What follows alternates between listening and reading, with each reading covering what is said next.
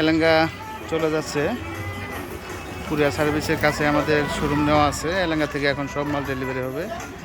এর আগে ভ্যান দিয়ে 2 পেয়ার 1 পেয়ার মাল চলে গেছে। এখন থেকে আমাদের পিক আপটা প্রতিদিনই মাল ওখানে নিবে। এলেঙ্গা থেকে সম্পূর্ণ আমাদের এলেঙ্গা দোকান থেকে কিন্তু সম্পূর্ণ মাল আপনারা নিতে পারবেন। এলেঙ্গা হচ্ছে মেন রোড, এখান থেকে 20 কিলো দূরে। এটা হচ্ছে আমাদের প্রথম শোরুম, আর এলেঙ্গা নেওয়া হলো দ্বিতীয় শোরুম।